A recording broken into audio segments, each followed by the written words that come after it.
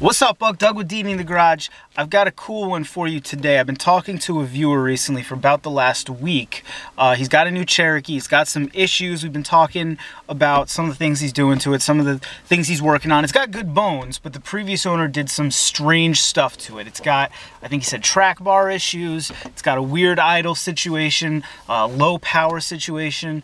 And he tells me, I think the intake might have something to do with the low power rough idle. I say, oh yeah? And he says, yeah, look at this picture. And he sends me this picture, all right?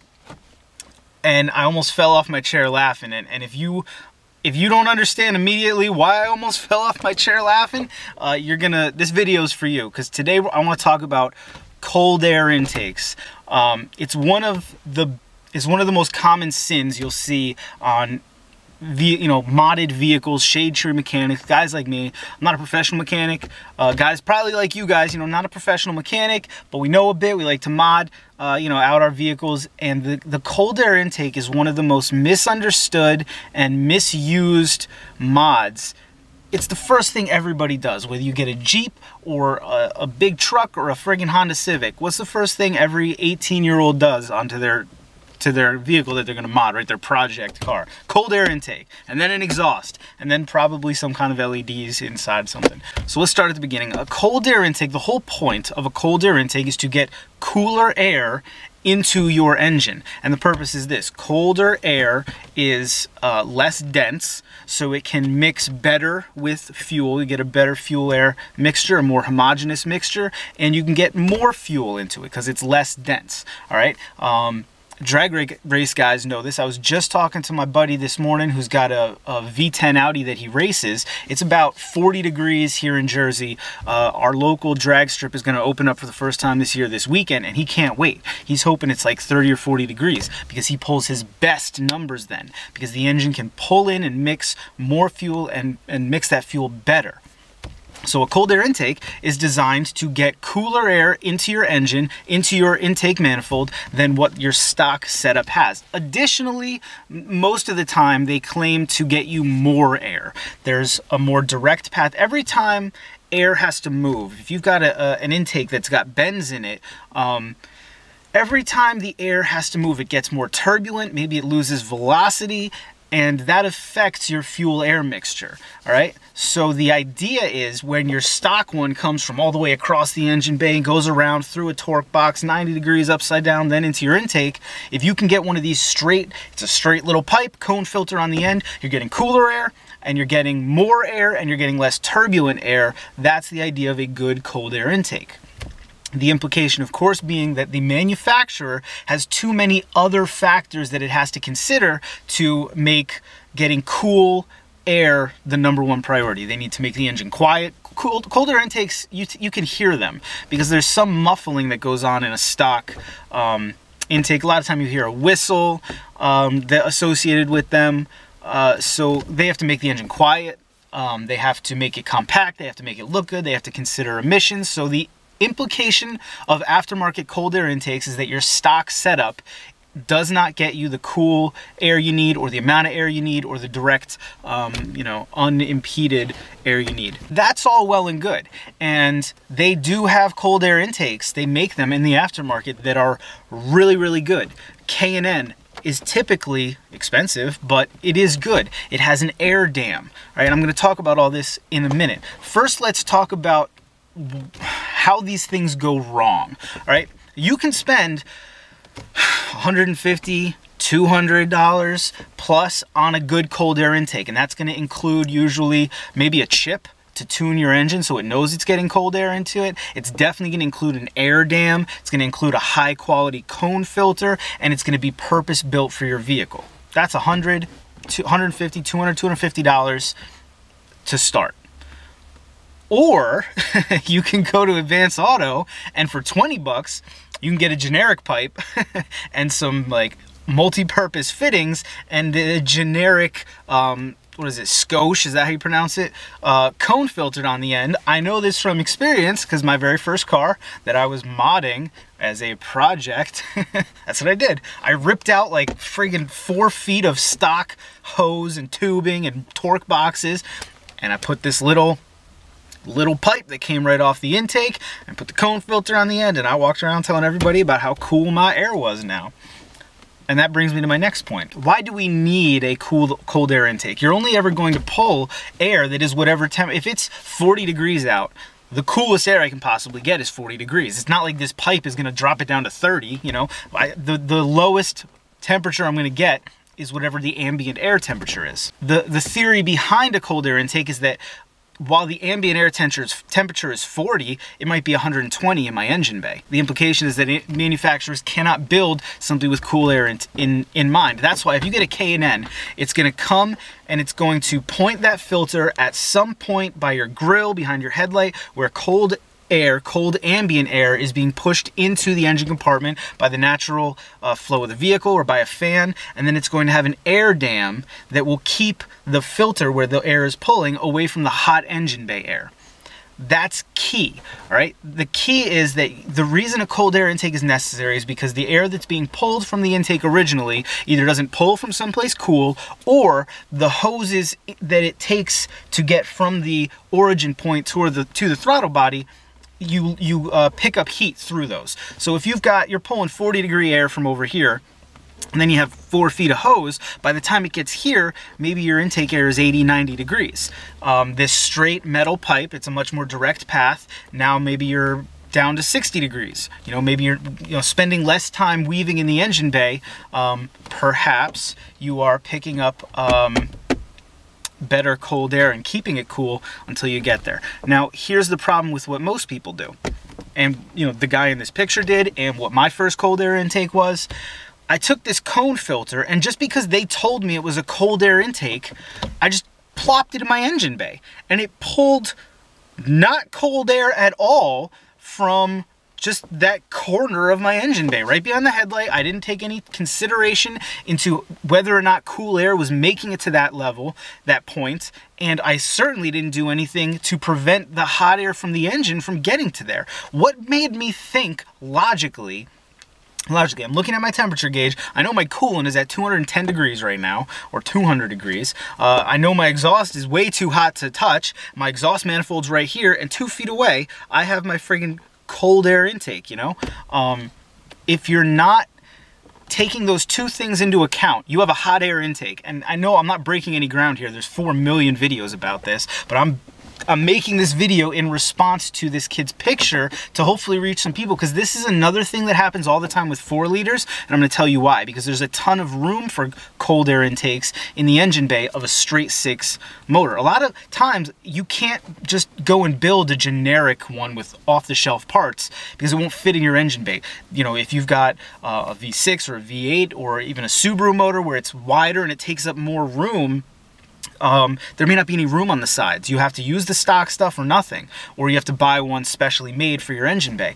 There's so much room on the sides of 4 liters that if you take that air box out, whether it's a Wrangler, an XJ, a WJ, a ZJ, anything with a 4 liter, you have a ton of room to just plop this cold air intake there. And I'm here to tell you, if that's all you're doing, the pipe right off the throttle body, right to the cone filter, and that's it, it's a hot air intake. What in the world is making you think that you're pulling some magical cold air from a hot engine bay, you know? There's nothing inside the filter that's catalyzing and causing 120 degree engine compartment air to suddenly become cool air, you know? So that's the first main problem. If you do not have an air dam, and you've all seen these, and maybe you didn't know what it was, maybe you did, that is going to block off the warm air from the engine bay and also only allow air in, usually in between the headlight and the grill, there'll be like a little channel designed for the air, and that's where that cold air will go. And you want to separate that from the engine bay air so that that cone filter is pulling true cool air. Now, the next thing about cold air intakes is what made me fall off my chair laughing when I saw this picture. The second purpose of most cold air intakes is to get you more air or less restricted air. Can you see where I'm going with this? All right, and I've seen this so many times. Our viewer is not the one that put this on. He showed me the picture like, dude, this is not right. You got to see this. And I asked him, do you mind if I make a video about this? Because it was too good to pass up. This guy, and I already know what he did. He went to AutoZone and he bought the 18-inch cold air intake pipe, Probably cost 15 bucks. And then he bought a right angle elbow, thinking it'll come a right angle out of my throttle body to the friggin' thing, and I'll, you know, have a 300 horsepower Jeep. All right. The problem is, to close the hood in that Jeep, that long pipe that is now sticking up out of the throttle body 4 inches can't be at a 90 degree. It has to be at like a 45 degree angle. And so it pinched it off. So that looks like it was probably a 3-inch pipe or a 4-inch pipe, probably a 3-inch adapter and pipe. He's not pulling through that. He's pulling through an inch of this smushed filter. You can see it right there, the blue piece in the picture. It's all smushed and bent. I can't believe that engine runs at all with that thing in it. All right, so not only is he not pulling cold air, the stock setup, I'm gonna get out and show you on the Jeep why the stock setup is actually very good, but I'm putting the horse before the cart, all right? The problem in this picture, it happens all the time. You're not giving any thought to how that air is really moving. All right? I think that, and I know this happened to me when I was younger, before I knew as much about engines, and just, you want to be able to do something to your vehicle to make more power, to customize it, to make it yours. That's why we mod vehicles. I get it. And the easiest thing before you have the money or the confidence to start digging into the engine, doing injectors, doing whatever else, it's easy. You can always go back. You pull all your air stuff out, you put it on a shelf in the garage, and you save it, and you say, if this screws up my new car, I'll just put it back in and never tell anybody. So you put this cold air intake in. I get why people do it. But you're not pulling hot air. And then you do something like this, where you're crimping it off. Another thing that people do, and this isn't a problem on Jeeps, but this is a problem in a lot of other vehicles, they'll have a mass airflow sensor. It's usually, the sensor actually looks like a piece of wire, and it measures how much air is coming into the throttle body, and uses that to decide fuel mixture and things like that. It helps it idle, and it usually is upstream from your throttle body. So you'll have the origin of your air, usually in the corner of your vehicle, then it takes some tubing, and there'll be a sensor inline in the tubing. You probably can't see it from outside, except there'll be a wire harness plugged into this random section of tubing, and then from that it goes up into the throttle body. Now, I've seen people just delete these mass airflow sensors. They just unplug it, chuck it away, put your cold air intake, and go to town. I've seen people cut the tube in half and try to like JB weld it in there. If you guys are not figuring it out or don't know yet, all the sensors in your vehicle are super necessary, and the engine needs to know, the ECU, the computer, needs to know how much air the engine's bringing in so that it knows how much fuel to put in so that it can run efficiently. If you chop out that mass airflow sensor, or even if you move where it is, you need to tell the engine that. You need to get your ECU reflashed, and people do that. People who know how to tune a specific vehicle, they can either delete a mass airflow or move it. If you get a high quality cold air intake setup, they'll call it a ram air sometimes as well, same idea. It will have all the sensors you need. You can plug it in, and a lot of times if adding that is going to change the geometry of your intake enough, it will come with a chip or something that will help you tell your computer that changes have been made so that it can act accordingly. If not, it doesn't know what to do. It doesn't know what to do. So sometimes, even, and I did this, I've told you guys before, it's very embarrassing, but my first car was a Hyundai Elantra. It was not a Jeep. I would really wish I could tell everybody my first car was a WJ, but it wasn't. It was a Hyundai Elantra, and the first thing I did was chop out the mass airflow sensor and put in a $25 cold air intake, and I screwed everything up. It ran like garbage, but I pretended like it didn't because I was just in denial. So, I cut the exhaust out so it was really loud and it made less power than from the factory, but it was modded and it was mine. And I get the desire to do these things, but it's super important to understand what you're really doing to your engine. If you're not pulling colder air than your stock setup, if you don't have at least the same, if not better, airflow, and if you are misusing or just completely disregarding sensors, you're not helping the vehicle. It may sound cooler, but you haven't actually accomplished anything, all right? And here's why. I don't know why we as car enthusiasts always assume that the people who built our beloved vehicles were morons. We do, though. We always assume that everything is wrong. Even like in the vehicles we love, like if you're a Ford Mustang guy and the new Mustang comes out and you buy it and you can't wait, you're still really anxious to change everything that they did, assuming that anything aftermarket has to be better than OEM. That's kind of the assumption. Whether it's a Ford, a Jeep, I mean, this is just how we operate. So immediately we say, yeah, man, that one's all black plastic and it flows all weird looking. That has to be garbage. This right here cost me 250 bucks and it says K&N on the side and it's nice and shiny silver chrome and the hose is blue, electric blue. That's gotta be better. Why though? The OEM, and it's hard for me to say and it's gonna be hard for y'all to hear, the OEMs kind of know what they're doing. They're investing billions of dollars and restrictions are so tight. Oh, the car manufacturers are caught between a rock and a hard place. Consumers want better performance and the government keeps mandating stricter and stricter emissions laws. Well, to get more performance, you have to screw emissions, and to get better emissions, you have to screw performance. And so as a result, they have gotten pretty good at designing vehicles. Let's go and take a look. This is a 20-year-old Jeep that was designed 35 years ago, literally. Here's the airbox setup on a 2000 Cherokee.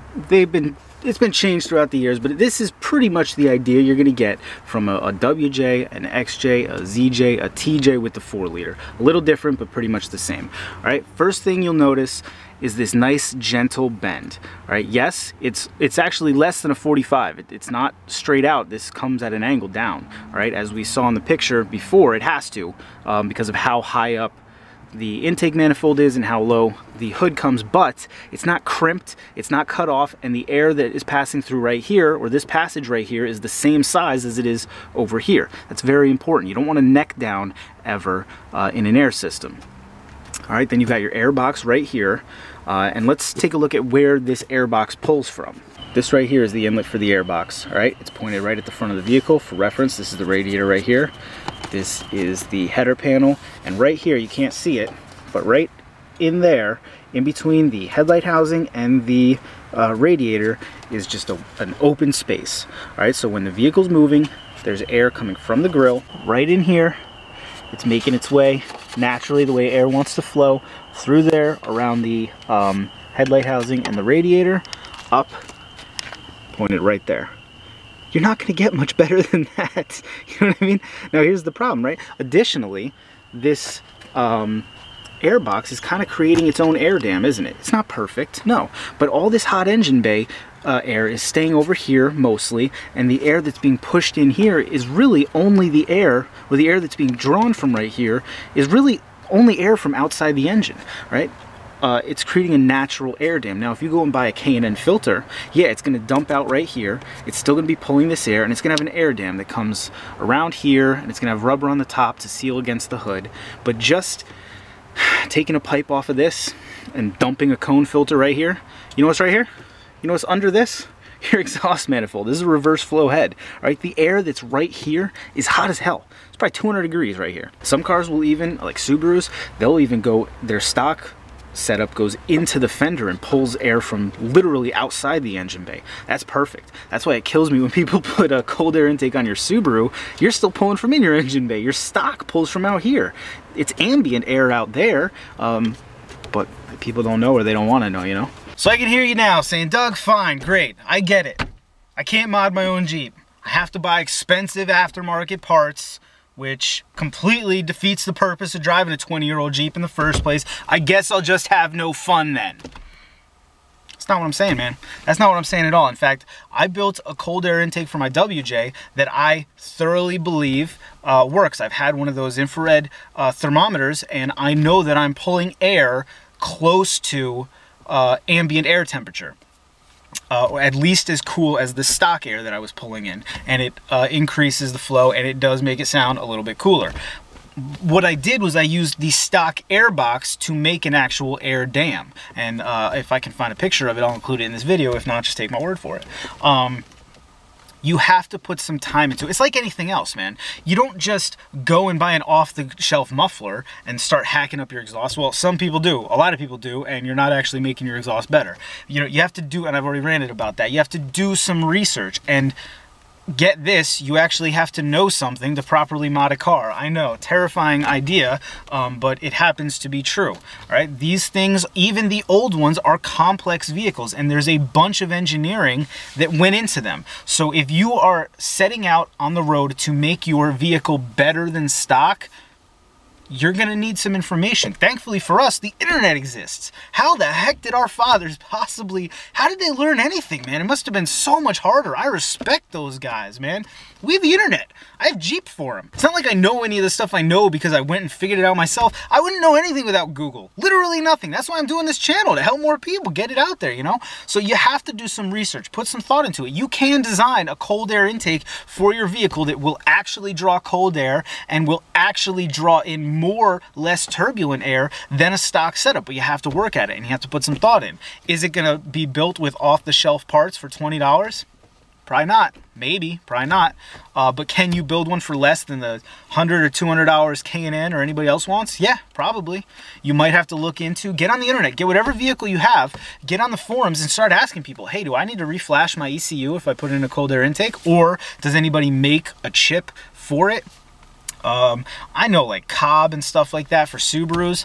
You can tell the engine anything you're doing. Let them know. If your engine has an ECU though, you need to let it know when you change stuff. It's just the way it is. In fact, a viewer just reached out to me recently. He's coming up with a way to tune the ECUs on OBD1 Jeeps. It's really cool. As soon as he has it mastered, we are definitely going to have him pay him to tune Eric's ZJ to see how it goes, and I'll keep you guys posted on that. But that's the kind of stuff, like, this guy's deep into it with code and stuff.